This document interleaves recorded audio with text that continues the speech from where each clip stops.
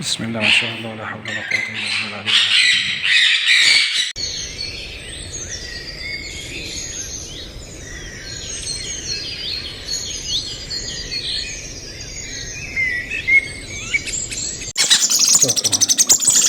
بسم الله ما شاء الله. شايف يا غالي؟ بسم الله ما شاء الله. ده زغلول باينابل، ده عمر 5 أيام ما شاء الله. موجود طبعا أكبر منه، عمر 7 أيام.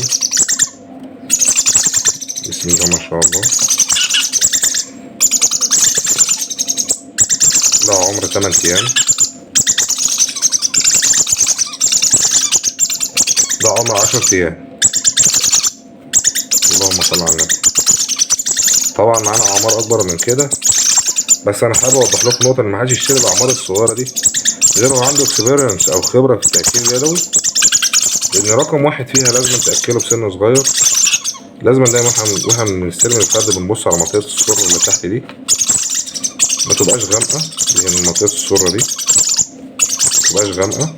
أما بقية الأعضاء دي أعضاء الحيوية بتاعته، بنطمن طبعا على الضوافر، بنطمن عليها، بنبص على الحصالة مفيش أي لا قدر الله حرق، الأكل اللي فيها سليم.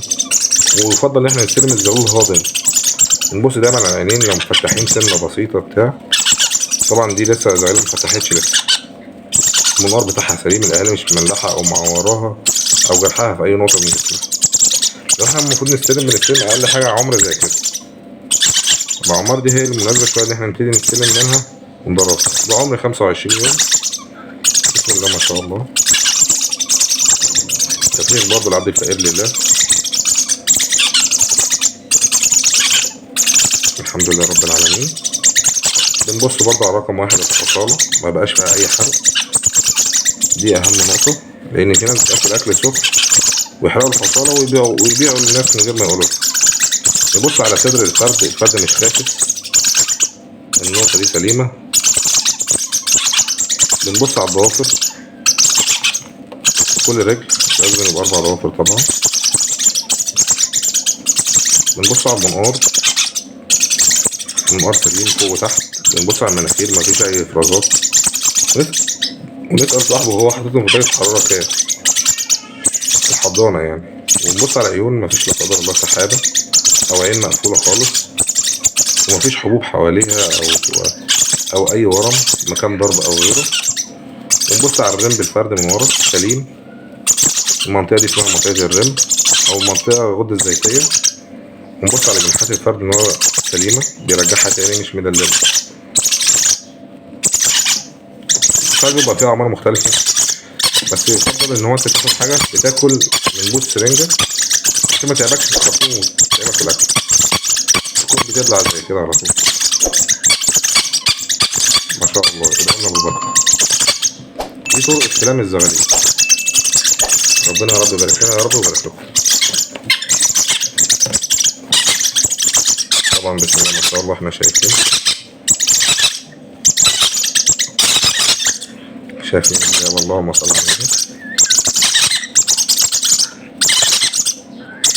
أهم حاجة يا جماعة خلي بالكم من درجة الحرارة بتاعة الجو بتاع العصفور، ودرجة الحرارة الأكل اللي أنت بتأكلها للعصفور، وطبعا جودة الأكل.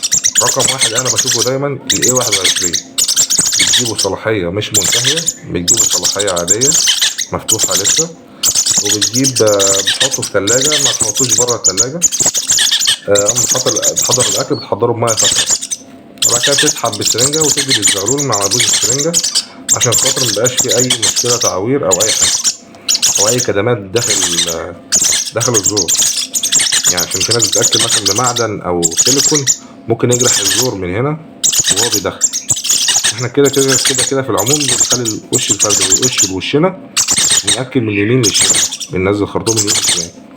وزي ما قلنا الأسهل والأبسط إنك تأكله من بوز السرنجة. ربنا يا رب يبارك لنا ويبارك لكم يا رب.